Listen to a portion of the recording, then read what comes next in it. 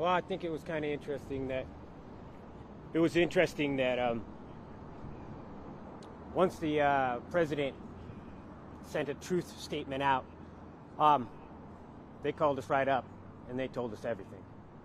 So I don't know what was holding them back before, but we spent about 3 hours, close to 3 hours, with the lead detectives, and yeah, we found because our main thing was we didn't want to have victims advocate statements that had lies and misquotes and misinformation in it. So I appreciate the president, putting a little bit of pressure on there, and it seemed to work. Up until that time, they told us they were not going to tell us, and we were going to have to just wait for the things to be unsealed. But yeah, it was horrific what Kaylee went through.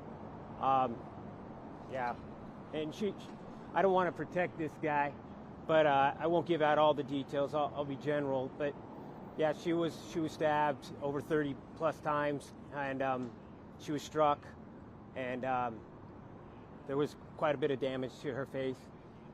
So this guy's just an absolute monster. Anyone who thinks that he's otherwise, I just looked at pure demons out there. When I was looking at him, we had a stare down, and he's just filled with demons. He's dark pits of eyes, and there's something seriously wrong with that man. Steve, why was it important for you to look him directly in the eyes, and what did you see as you spoke to him? I looked him straight in the eyes, and I just seen black holes and just anger at me. He was telling me with his face that he fucking hated me. He absolutely fucking hated me. And why did you want to speak to him directly that way? It's the most personal. Like, yeah, look at me in my eye. You took my daughter's life. Look at me. Yeah, I mean, did your family get something today that it needed? Or what's this? Yeah, 100%. I think it's a little early to actually even answer that for myself. I think that kind of stuff needs to set in and sink in, and you regret maybe saying some things, or you wish that you would have said things. So I think right now we're just kind of in the mix of the tornado and the real feelings. As the spotlight then fades, what do you want the public to remember? Our main thing is hopefully this could be a template for another family that you can use the media as much as they're using you. You can use it to keep people accountable, keep people honest, keep the court system, treating you with a little bit of respect. And I think that's what we did. And the more that you get active, I think the more chance that you're going to get that justice in the end. I think you really got to try to make your kids stand out, or whoever you're trying to protect, you make them real. Get on the internet and talk to people. Before you go, and I know you want to go, I want to ask. Olivia today was spectacular.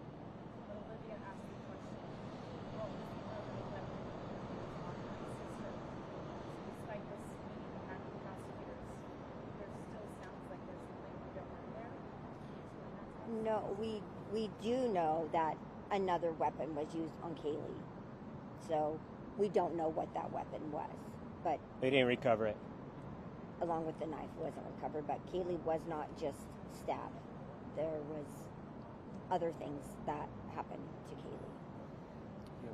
Talk about that a little. The conversation we had with the prosecution was about healing more than anything. It was about giving the victims' families answers. And they may share some of that information at a later date, but today is not the day for that. Today is about the sentencing. It's about putting the defendant in prison for the rest of his life. So there may be more details to come about that, but that conversation that they had was about the healing process and finding some answers that they had. And so we may share at a later date, but today's not the day. Okay? Thank you guys for being here. Thank you. Thanks. Get out of here.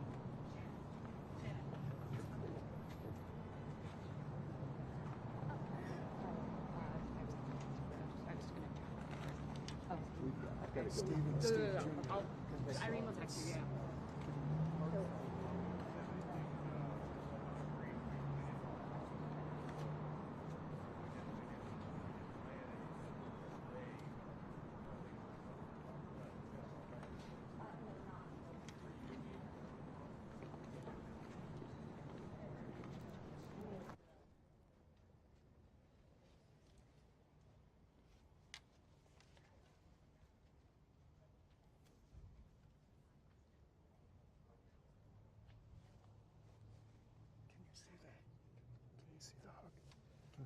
Thanks for the hug.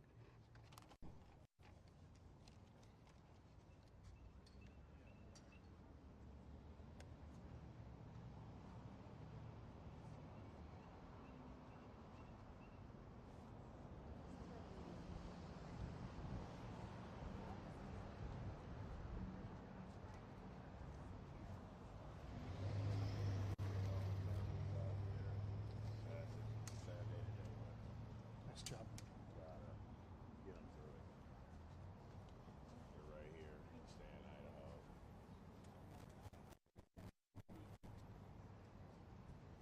Step B step. Deja. Jordan right here. Anthony. What's up, Terry?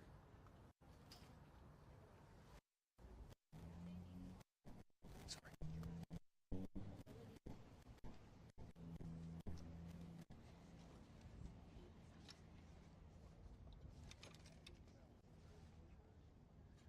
Madison Mogans family approaching the microphones.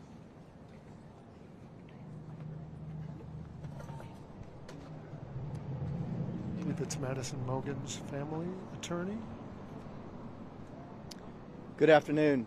My name is Leander us. James. I am the pro bono attorney for Karen Laramie and Scott Laramie, the loving mother and stepfather of Madison Mogan.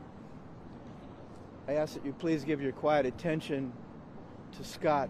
He would like to make a statement to you and to all those out there in support of them and the other families. Thank you.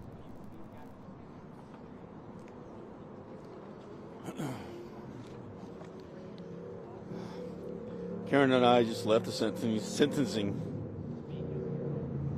where we gave our victim impact statement. Judge Hippler sentenced the defendant to the maximum allowable sentence under the plea agreement. The sentence will ensure that this evil will never again terrorize a family as he did ours and 3 others. Trial would have involved risks. Had the defendant been convicted, he may not have been given the death penalty. Had he been convicted of the death penalty, we would have had to endure years, maybe even decades of appeals. This way, his fate is sealed. Society is protected, and we can move on with our lives and attempt to recover. Maddie was our purpose and our hope. We remain lost without her, but we will find our way. Thank you.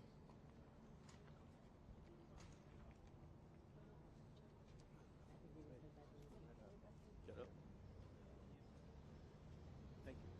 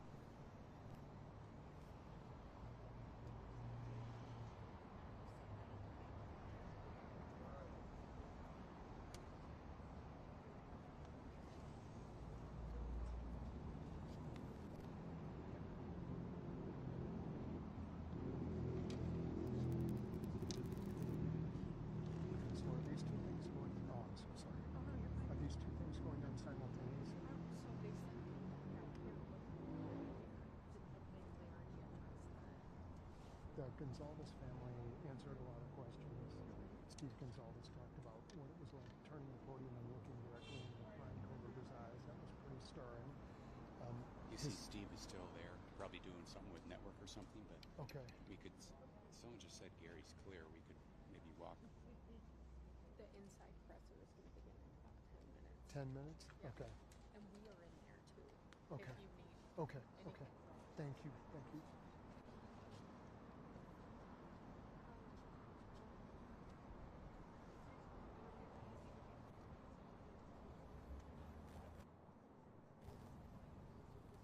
Gotcha. I gotcha.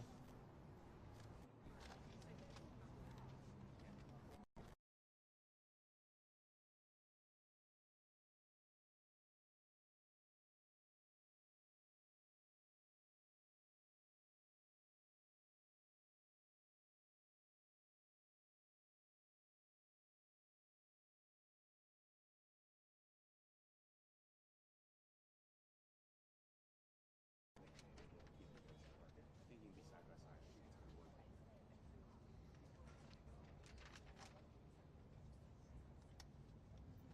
I do not have anything from Dan. Can you just tell me what it is?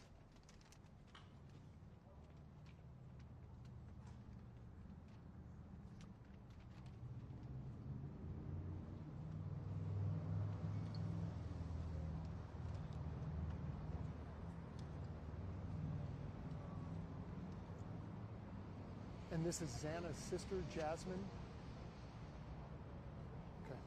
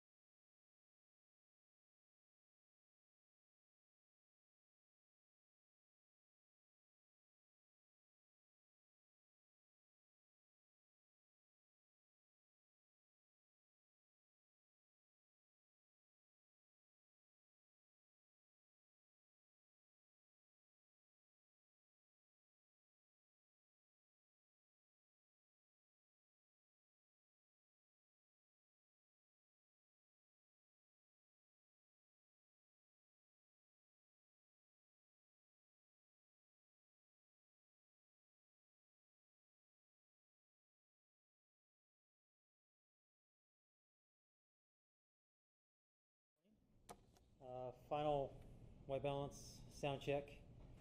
Good to go? Anybody? Checking 1, checking 2, sound. Thumbs up, thumbs down. Okay, we're good. Checking. Sound.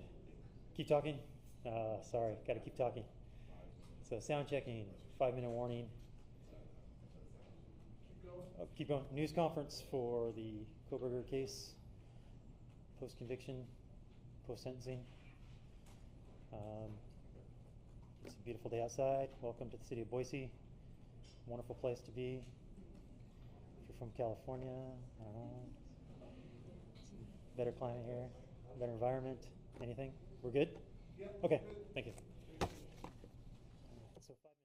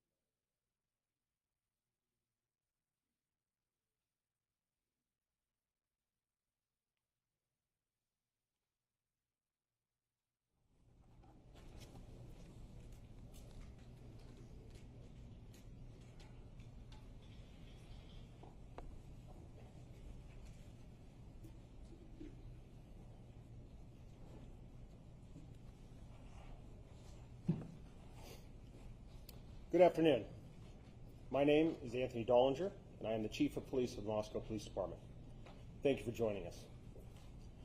Today marks the conclusion of a case that has profoundly impacted the University of Idaho, the City of Moscow, the State of Idaho, and communities nationwide.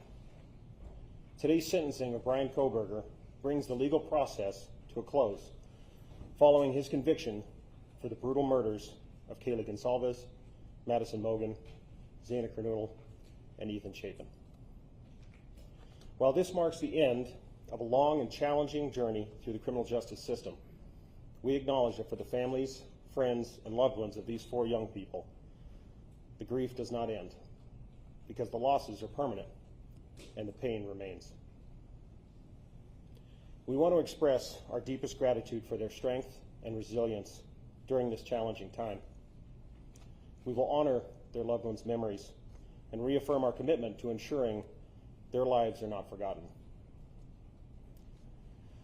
This investigation, one of the most complex and high-profile cases in our state's history, was made possible by an extraordinary level of collaboration from local and state police officers to federal agents and analysts, as well as prosecutors, forensics teams, and technical experts.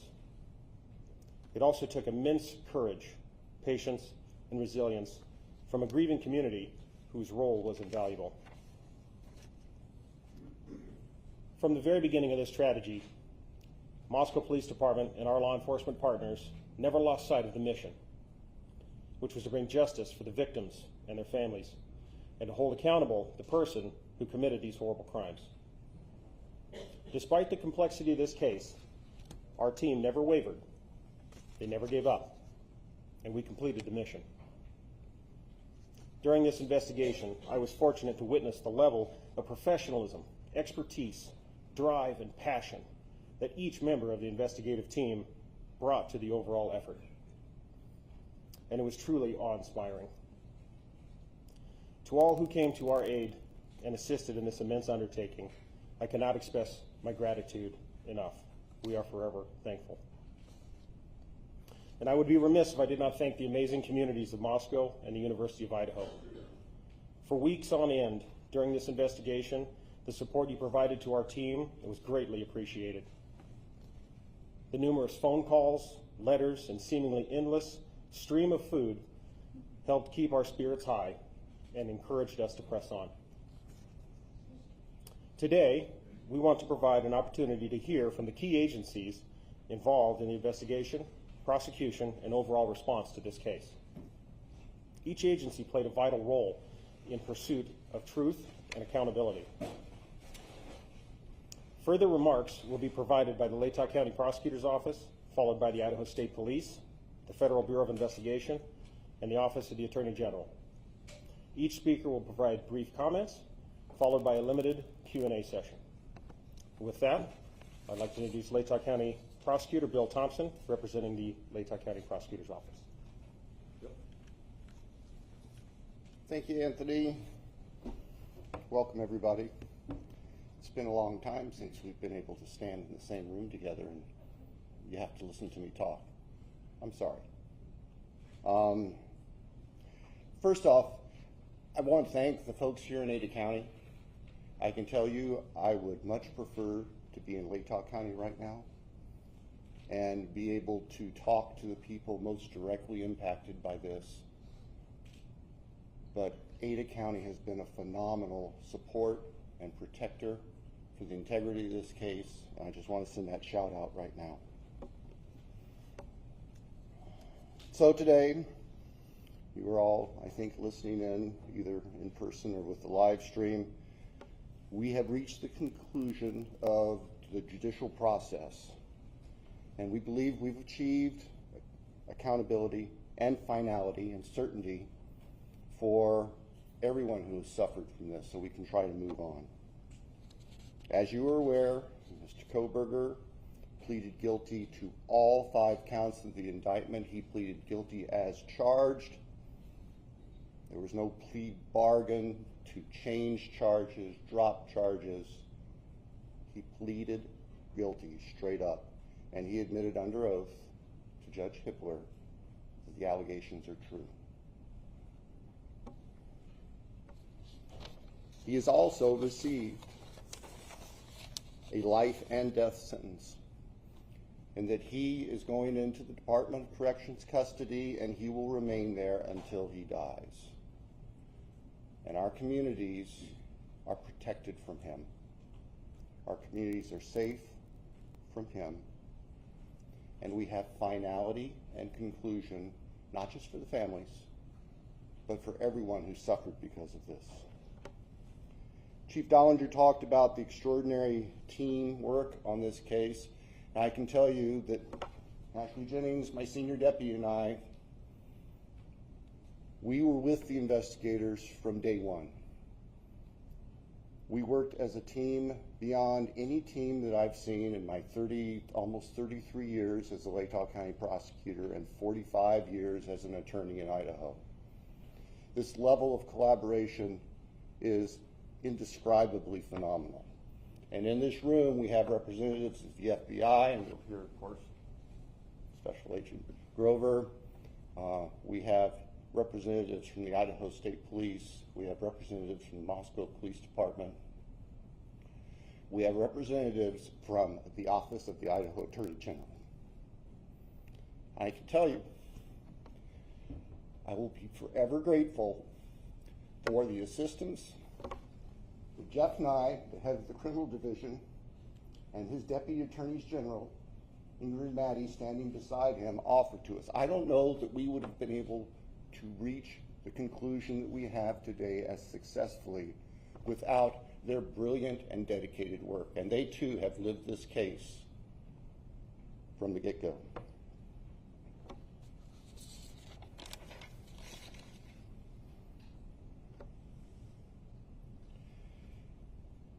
Our hearts and prayers go out to the families, not just the immediate biological or legal families, but the university family, the 1122 King Street family.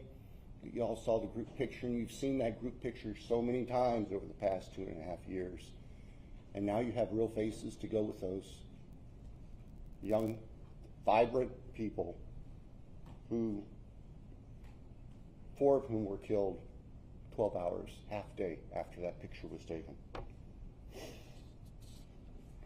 We respect the families. We realize that we had tough decisions to make, and we made them, but we did not make them in a vacuum. As I said in court today, we reached out to the families. We asked their thoughts. We listened to what they had to say. We accept and recognize that not everybody agrees with the decision we made, but this isn't a popularity contest. And we made what we thought was the most appropriate decision under the law and on the facts to give this case closure in a sense that would never be realized otherwise. Judge Hipler talked today about the fallacy of expecting that there would be some miraculous coming clean and disclosure from the defendant. In the first instance, as the judge said, he doesn't have the power to compel that. We, the state, don't have the power to compel that. And as a practical matter, it would not be helpful. It would give him a forum to share whatever he thought to control the dialogue. Not going to happen to our victims. We can't allow that to happen.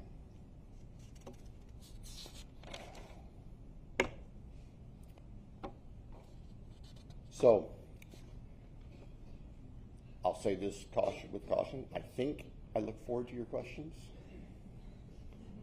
I will be perfectly honest with you. I will answer them as best I can. If I can't tell you the answer to something, I'll tell you that. And I ask for your assistance and your respect as we walk through that, because there are still people who are suffering, and I'm not going to victimize families. I'm not going to victimize the deceased again.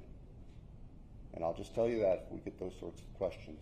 But we'll get to that in a little bit. Right now, what I would like to do is hand the podium over to Colonel Bill Gardner from the Idaho State Police so he can share his agency's perspective on this. Thank you. Thanks, Bill. Good afternoon, everyone. I'm Colonel Bill Gardner, Director of the Idaho State Police. To the families, your courage and strength throughout this painful process, it indeed kept us moving forward.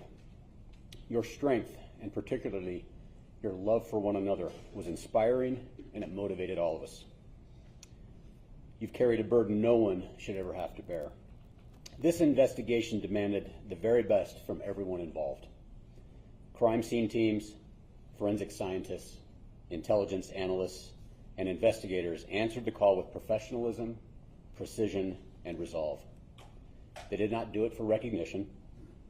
They did it because 4 innocent lives were taken, and the victims and their families deserve nothing less. It is clear this case required a team approach. Not only did the Moscow Police Department, the Latah County Sheriff's Office, the Idaho State Police, and the FBI come together quickly, but others provided significant assistance behind the scenes. I'd like to highlight a few of those. I personally want to thank Colonel Paris, of the Pennsylvania State Police. Once this case moved across the country, the Pennsylvania State Police went out of their way to provide resources and support while our people were on the ground there. Also, it's important to note that from the moment this case began, Governor Little was fully supportive of the investigative process. He provided funding and support to make sure the job was done right. And finally, as was already mentioned, the Idaho Attorney General's office provided significant input and help during the preliminary motions. We relied heavily upon their expertise as we moved throughout this whole process. As law enforcement officers, we often say that this is more than a job, it's a calling. This case reminds us why we answer that call, why we stand for victims, why we fight. In this case, why we fight pure evil, and why we keep going, even when the road is long and answers are hard to find. In this horrific case, I am proud of the work that was done and the people who carried it out. They exemplify the very best of our profession and helped bring closure to 4 families. I'll now turn the podium over to Salt Lake City FBI Field Office Supervisory Senior Resident Agent, Brett Grover.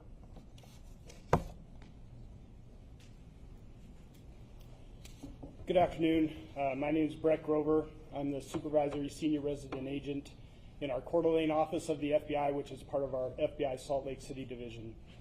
On behalf of the FBI, we offer our deepest condolences to the families of Madison Mogan, Kaylee Gonzalez, Xander Canoodle, and Ethan Chapin. The culmination of this case was a long time coming, and we hope the victims' families and friends have some sense of peace in knowing that Bryan Kohberger is being held responsible and accountable for his heinous actions. The FBI is proud to have supported the Moscow Police Department in the state of Idaho with the investigation and prosecution of this case. Countless hours have gone into this investigation. The FBI dedicated significant resources to include digital and forensic analysis, intelligence support from our folks at FBI headquarters and field offices around the country, and victim services which continue to this day. Today's sentencing also demonstrates how the responsible use of investigative genetic genealogy, or IGG, can transform a crime scene into accountability and closure. The IGG process involves the use of DNA analysis combined with traditional genealogy research to generate investigative leads for unsolved violent crimes. In late 2022, IGG provided a crucial investigative direction for investigators working this case. But I want to be clear, IGG was just one tool that led us here today. It's a powerful complement to the core investigative work done by both the FBI and our partner agencies.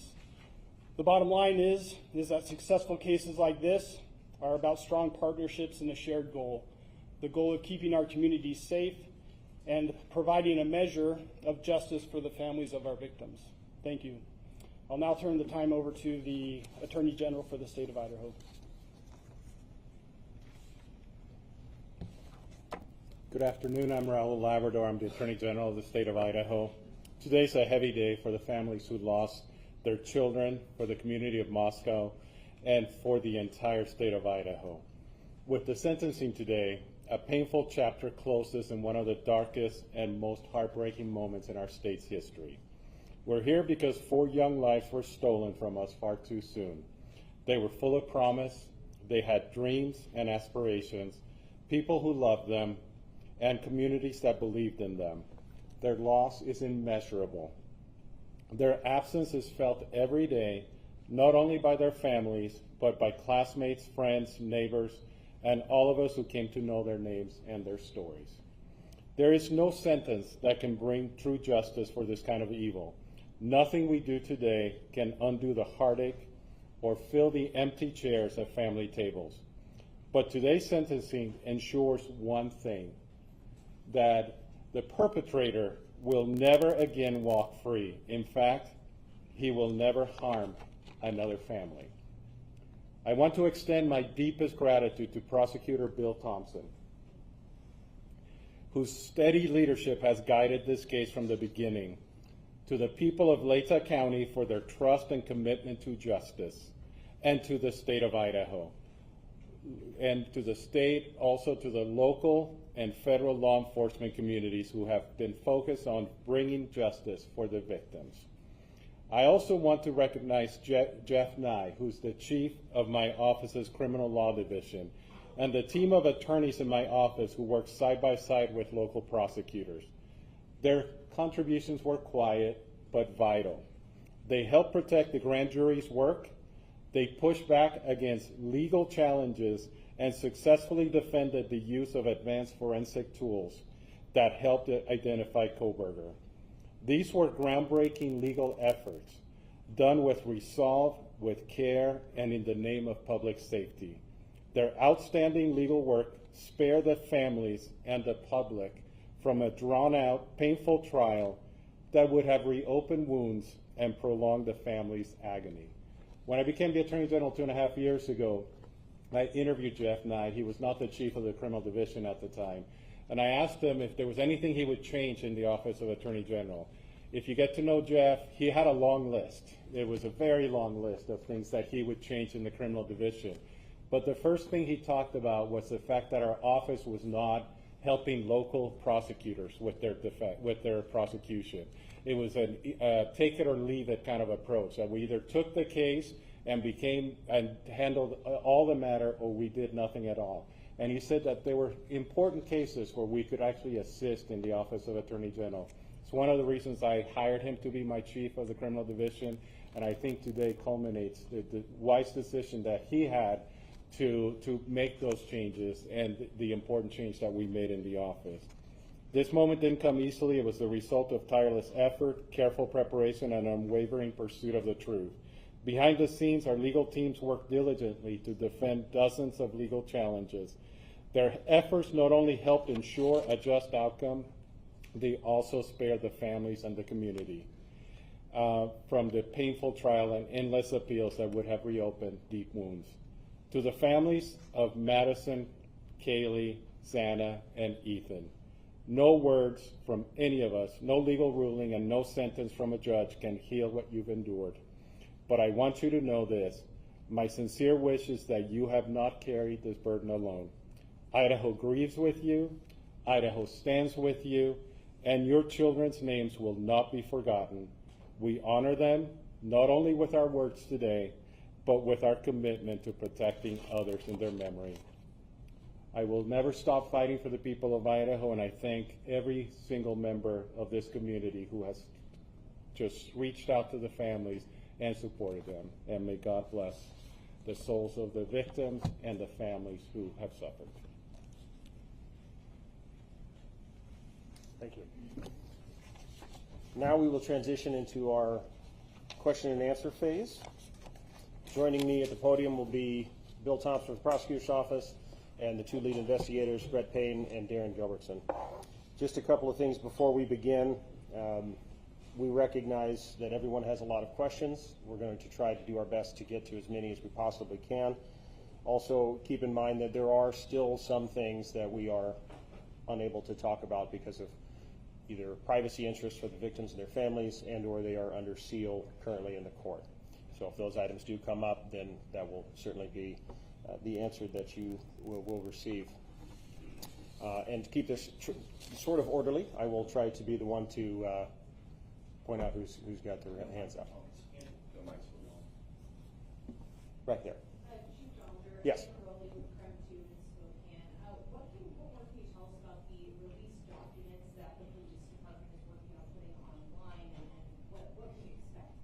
Certainly. As we put out in that press release, I hope everybody can understand the immense amount of information that's in this investigation is going to take a lot of time to prepare. It has to be gone through legally to be redacted or figured out whether or not it can actually be released. So I did get word today. It sounds like our website will be going live hopefully this afternoon. There should be another press release coming out in the next few hours to show that website so that people can start accessing that. Initially, what is going to be on there, and certainly this is just for the Moscow Police Department because we're only the holders of our records, but it will be all of our police reports from this investigation, so just the documents there. They'll be redacted, ready to go, again, free of charge for the public. We want to be as transparent as we possibly can, so we wanted to get those out to everyone. Chief, from the very beginning, your department was saying this was a targeted attack. Can you now say who was the target and what's your evidence to show that? I'll turn that question over to the investigators to to answer that one. Well, I think Darren and I have, the evidence suggests that there was a reason that this particular house was chosen. What that reason is, we don't know. We don't know who the target was, and we're not going to speculate on that up here today. But we can tell you that for whatever reason, Mr. Kohberger chose that residence. Perhaps it's the location, layout, we don't know. But that's, to the best of my knowledge, that's what that statement likely led to. During Haley got their page here, there was a social media account that surfaced that has long had speculation that it was Bryan Kohberger. Can you talk at all about the Papa Roger potential connection, if any? Right. There was no connection. There wasn't at all. We looked into every bit of it. We took a deep dive into it. We researched it. We utilized. It was not. It was not. Thank you. We can cut that off. Is it possible that there was a second murder weapon used, not just the knife? Is it possible? All the evidence shows and tells us that he used a knife, a K-bar knife, and that's a weapon we believe was used to commit all the murders. Here. It sounded like the Gonzalez family said that there was a second weapon that was used on Kaylee Gonzalez. Can you confirm that? Out of respect for the families, that's something that you'll have to get from them. If they wish to share that with you, it'd probably be through them, not through us. And one more question. You said that it seemed like he chose that house. There's no clues as to why he chose that house? You know, after working in Moscow for several years as Chief Dolinger, that area is frequented by many, many people at all hours of the night when college is in session.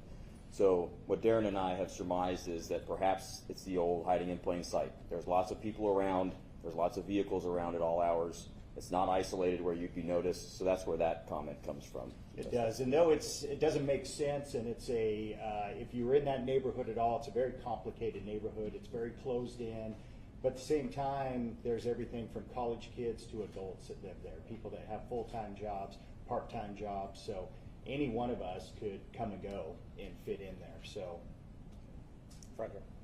D.A. Thompson, during the plea hearing and then again today, it seemed like your voice quivered a bit when you were either putting up photographs or mentioning the victims' names. I'm just wondering about the emotional toll, and I have one other question. Yeah, you're right.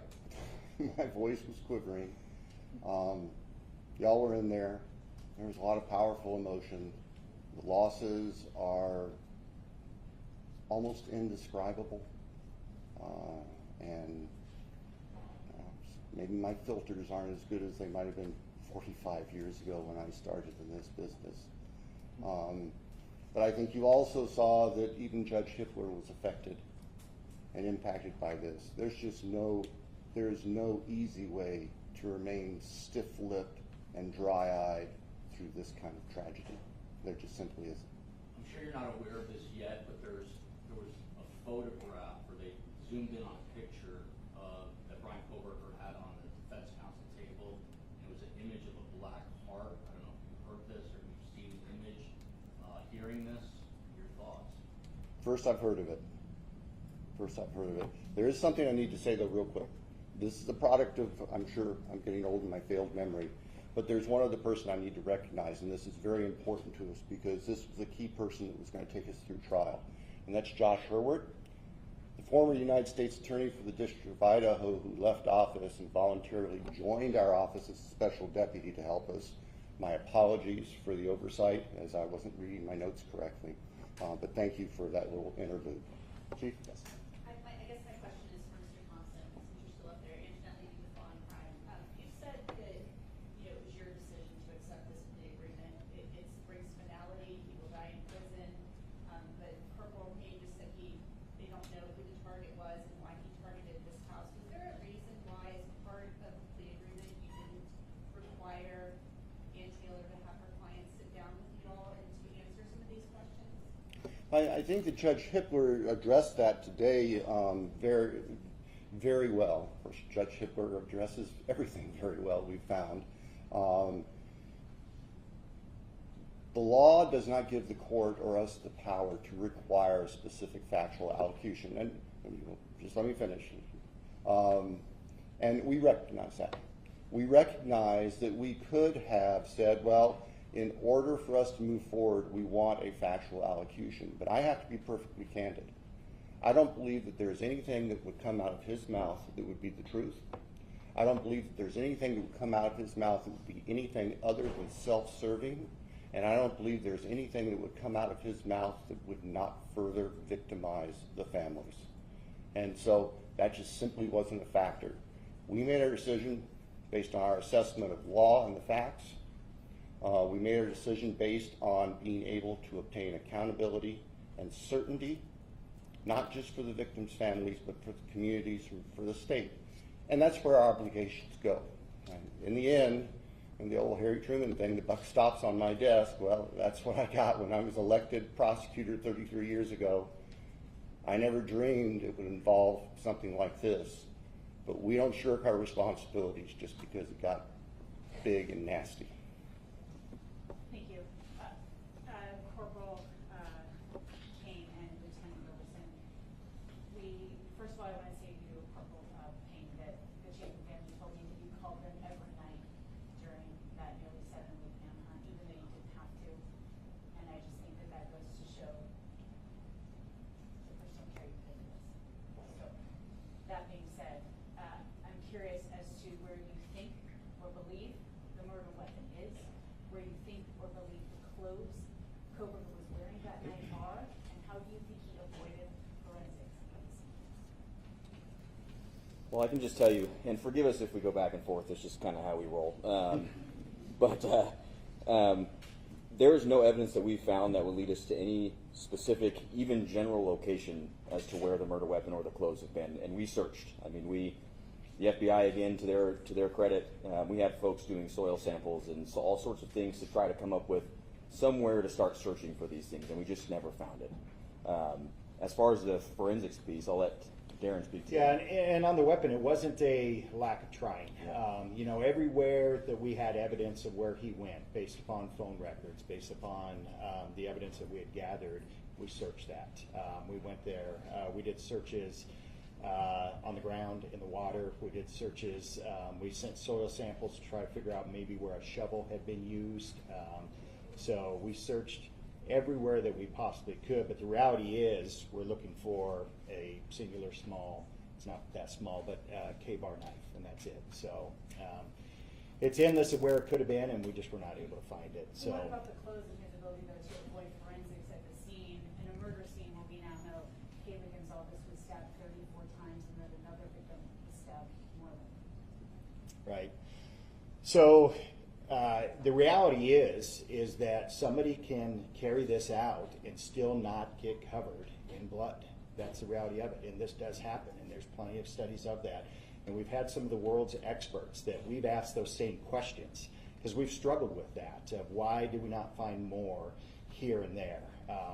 And the reality was, if somebody has the training, if somebody has thought about it, if somebody wears the right type of clothing, that could be the outcome, and that's what we were left with. Over here. Gina Soros with CNN. To Mr. Thompson, did you do psychological testing on Bryan Kohberger? Did that weigh into your decision to have a plea deal? And stabbings, multiple stabbings are very personal. How did you assess that mode of murder? I can tell you that psychological testing was done to Mr. Kohberger. The results of that do not rise to a defense to his conduct under Idaho law. The results of the various testing, most of it done by the defense or on behalf of the defense, is also sealed by court order. So I can't speak to any specifics, but I can tell you, yes, psychological testing was done. I can also tell you that no, psychological testing or any potential psychological condition of Mr. Kohberger, that did not play a role in our decision. Bill, does it have any bearing on where he will be placed or housed? Where Mr. Kohberger, where the defendant is going to be housed, is going to be up to the Idaho Department of Correction. And that could very well change over time. And the reality is we will know about it after it happens. Over here. Did you monitor Mr. Kohberger's communications while he was incarcerated?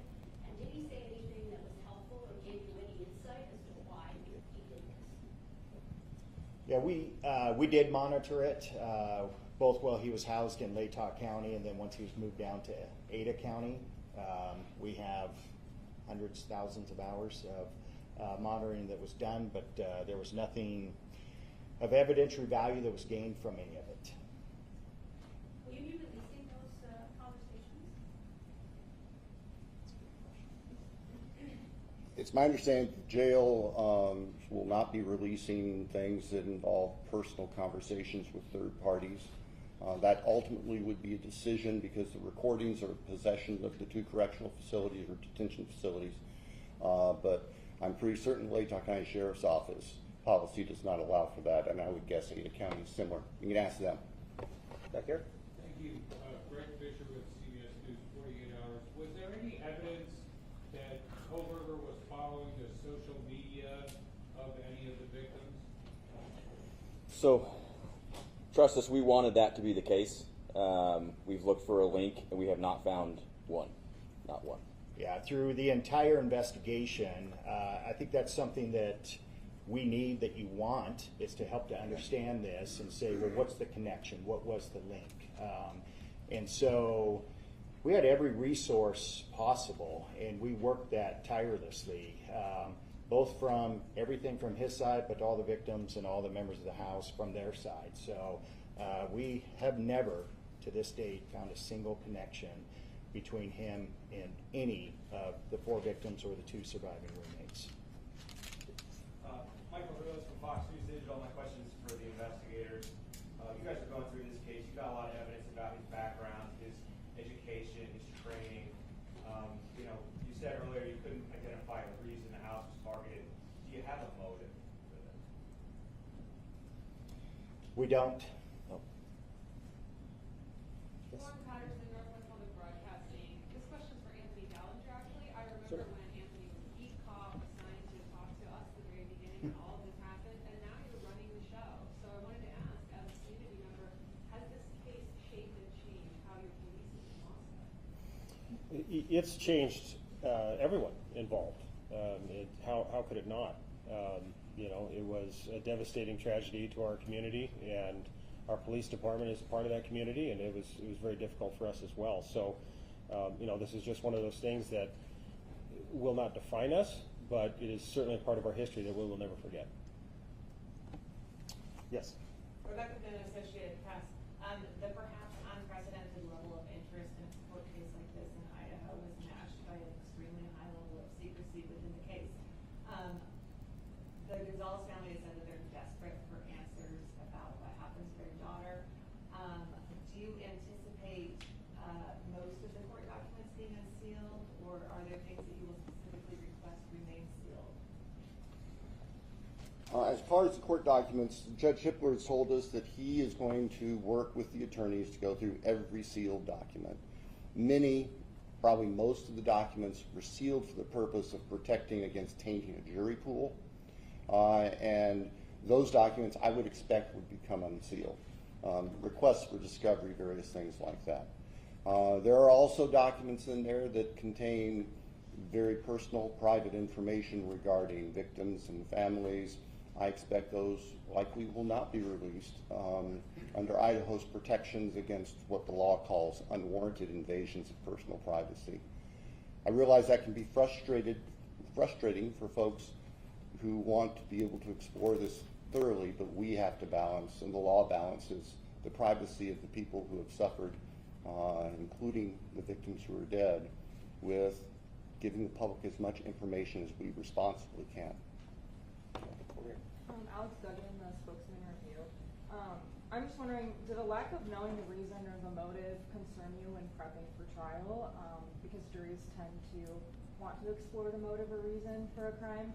And also, how do you as investigators and attorneys grapple with that? Because if you can't rationalize something irrational, then how do you continue knowing that maybe you won't get an answer?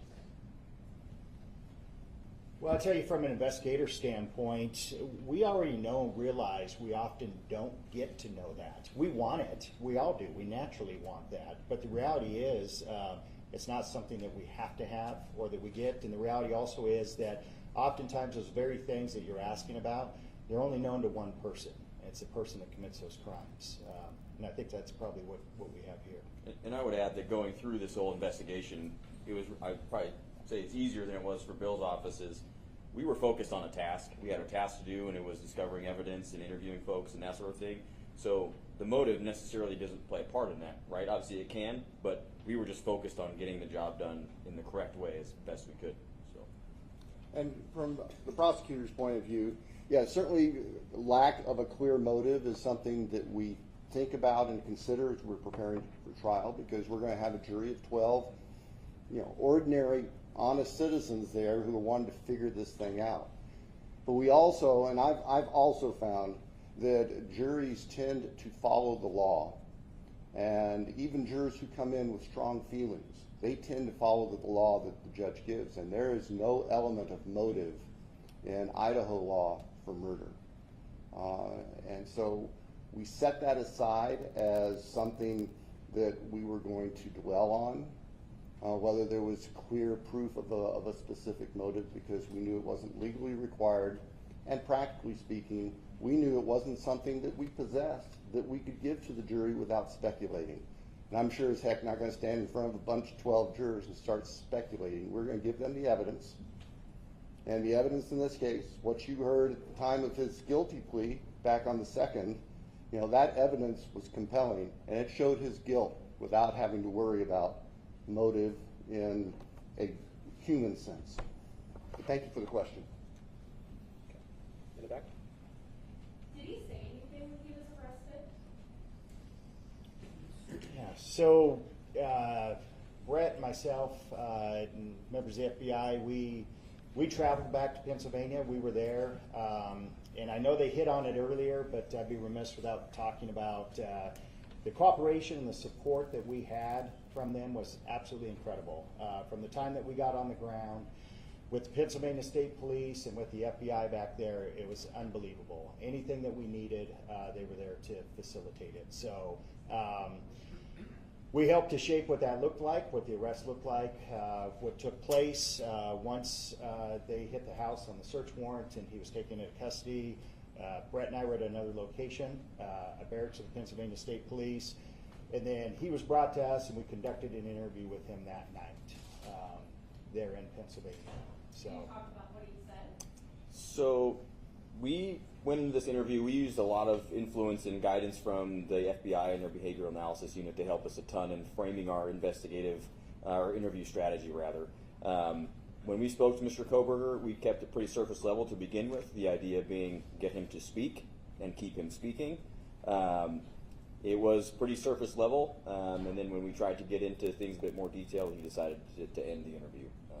So that's pretty As soon as we tried to walk into the purpose of why we're there, which obviously he knows we're detectives from Idaho, so that's when we really started to shut down, and they just shut it down. So we, calm, relaxed. Say very similar to what you see and whenever you see him in court. Next question. Yes, sir. Yeah, Mike Baker from the New York Times. I'm wondering if you can talk about Mr. Kohberger's family, whether you got much cooperation, tips, input from them along the way. The only thing I'm really able to talk about is that we didn't get any tips or any evidentiary items from the family. So, anything to add to that? Yeah. Yes. Just wondering if you ever had any idea of what made Mr. Kohberger take the plea deal again? No.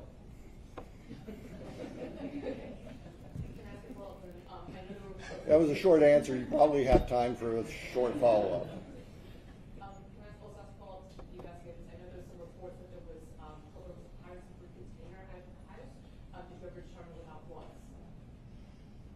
No, and the belief was in the one of the roommates in her statement, and that's out there, was that she observed something in his hand when she saw him, but we don't know what it was.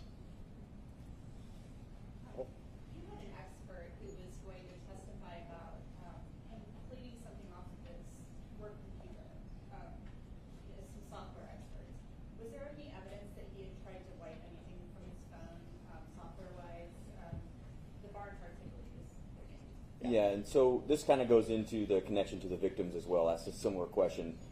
We had the world's foremost experts on this look into it, and there was evidence that he had used software to wipe many of his devices relatively effectively, so there wasn't much evidence obtained after that. Including, I can see did he have two cell phones, or was it just one cell phone? I think he had one active phone, but I don't remember, so don't quote me if he had more at his home or office or somewhere else. Just the work computer that he had wiped. Yeah, he regularly used software to try to wipe, clear things off. He used VPN on his devices also. Okay, back here. Kevin Fixer with the Idaho Statesman. I'm hoping you can walk us through the decision to hand off the DNA process on the knife sheet over to Othram Labs, who's contracted by ISP, and then ultimately the FBI takes over that IgG process. And then Prosecutor Thompson, I'm curious if you had concerns about constitutional rights issues based on how the FBI conducted themselves in that portion.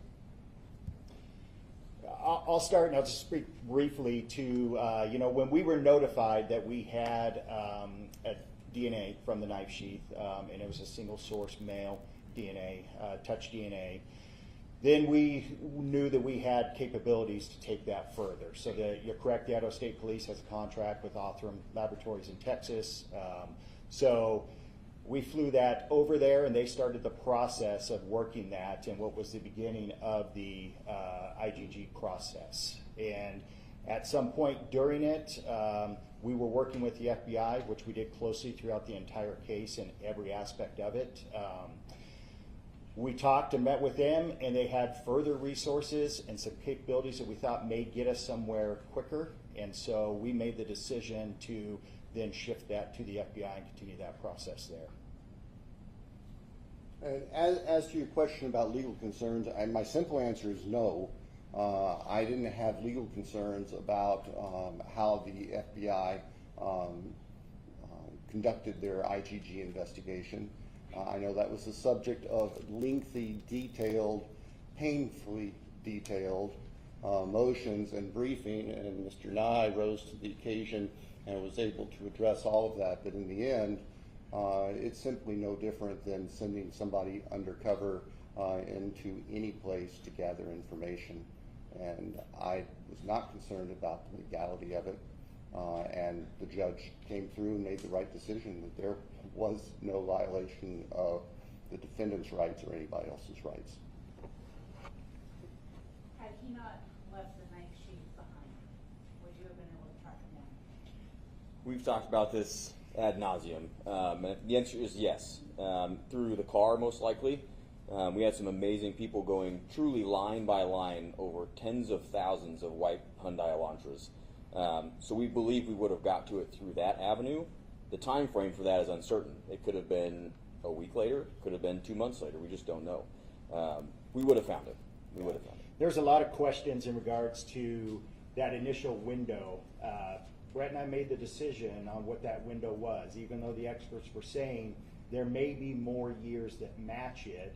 But the simple numbers that we began to look at were astronomical, of thousands and thousands, tens of thousands of these vehicles. So we chose to try to narrow it and start smaller, and then as we had to, we were going to open that up. But we both believe we would have gotten him through the car eventually. A question for Mr. Thompson. Amanda Rowley was referring to. It appears that the plea deal, it felt a bit rushed.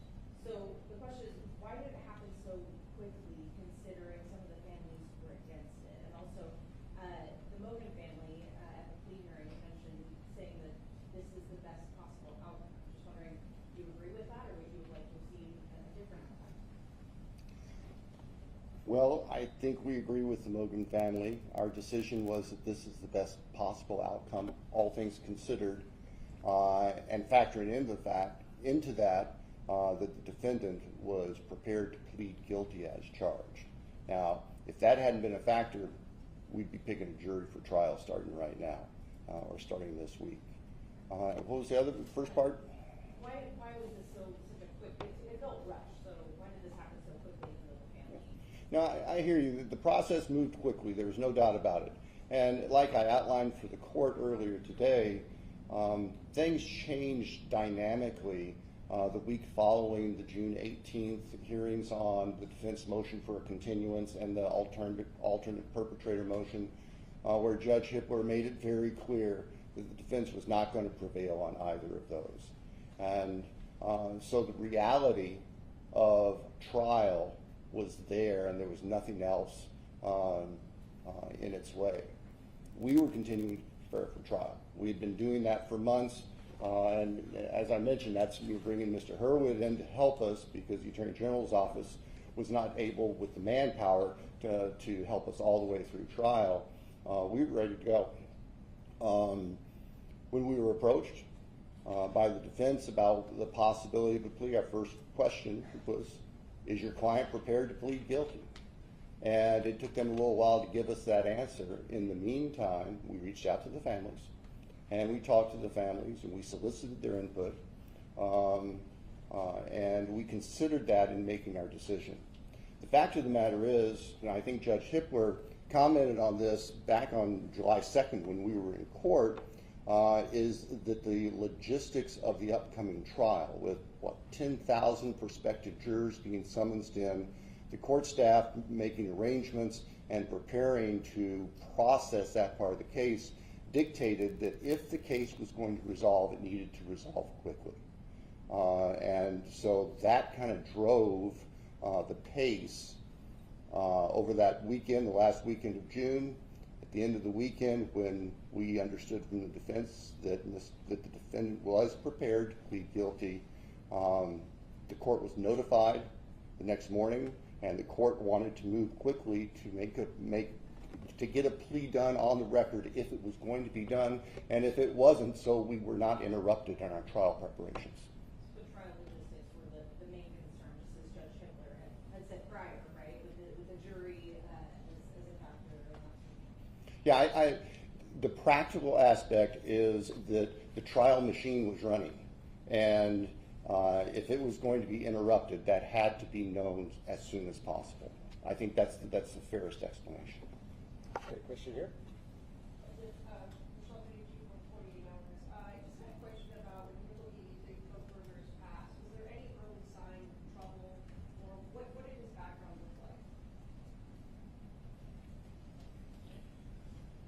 Well, we can't go into his younger years. I believe that's actually still under seal. Correct me if I'm wrong. But what I can tell you is the things we do know about him was that his education led him down a path that was very much focused on forensics, crime scenes, that sort of thing. So that was really what we focused on in his background, is what led him down this path. How may he have prepared for this?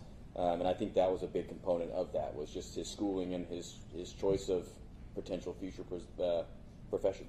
So. And just so there's no speculation here by what Detective Payne just said, documents under seal involving Mr. Kohberger's background, they may or may not be released down the road.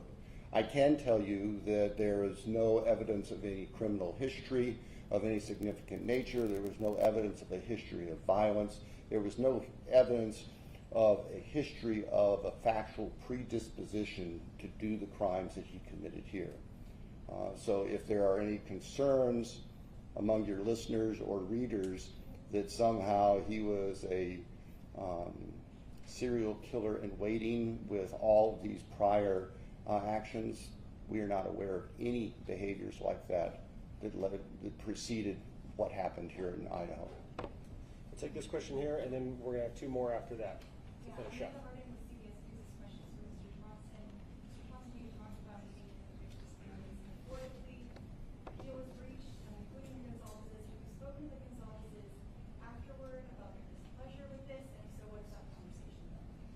We have spoken with families afterwards, and I can tell you that families that did not agree with our decision have made that very clear to us, and I don't expect anything different.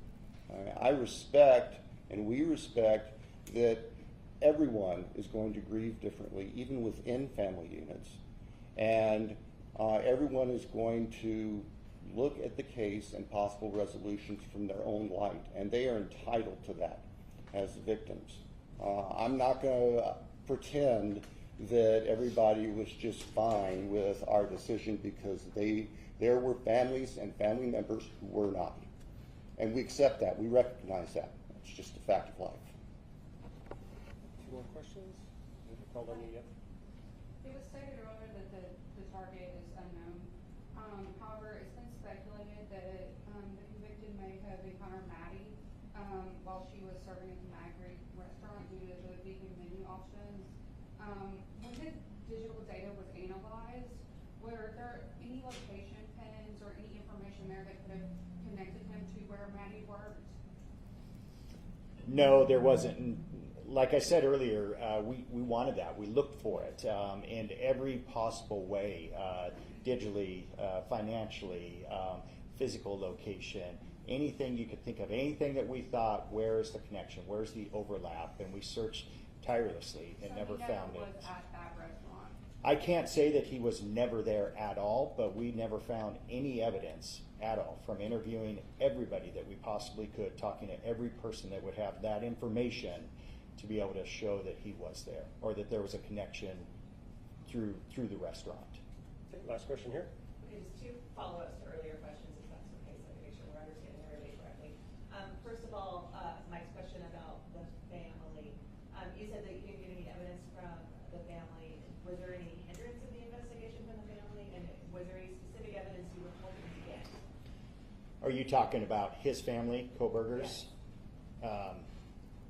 There was not any hindrance, anything, nothing that impacted us carrying out the investigation. Okay, thank you. And then the second follow-up, when you mentioned, like, obviously you follow this line of interest in his studies, did anything in your investigation indicate that that was chosen as part of a planning process as opposed to just an area of interest?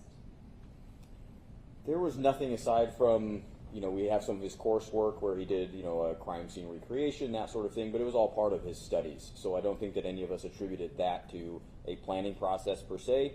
Certainly it was a learning process, but whether or not it was a planning process ahead of what he did, we'll probably never know that. Yeah, and I would say we didn't find anything that would be any different than a student similar, a different student in the PhD program. Gotcha. So then I'm understanding that the planning process, that your investigation turned up, if it was part of the plan, was maybe that purchase of the AR knife on Amazon would have been the first, I guess, step toward. Did he plan it? Did he buy it with the purpose of that? Is that what you're asking? Yeah. And we don't have know. anything to show or prove that he did that. Well, thank you all. That concludes our Q&A section today. Hopefully we tried to get as many of you folks' questions answered as possible. I'm sure you're going to have further questions, and certainly the question was already brought up about public records requests. Just keep in mind that if you're looking for those in the future, you will need to go to each individual agency or entity that has the keepers of those records. So just to reiterate, the website that the City of Moscow is going to be putting up hopefully today, that will only be Moscow Police Department records, and those will be our police reports. So we understand that this case has captured the attention of literally the world, and today's news conference was not held to relive the tragedy, but to honor those lives that were lost, to acknowledge the conclusion of this legal process, and to reinforce our wavering commitment to justice, a commitment we share with you. I want to take a moment to thank the members of the media here today. We understand that you do have a vital role in helping the public comprehend the intricacies of this case, and your continued professionalism in covering this emotionally charged and complex case is appreciated. No additional comments from law enforcement will be made today, and if you have further questions, please feel free to submit those through the agency's public information officers. Thank you very much. Thank you.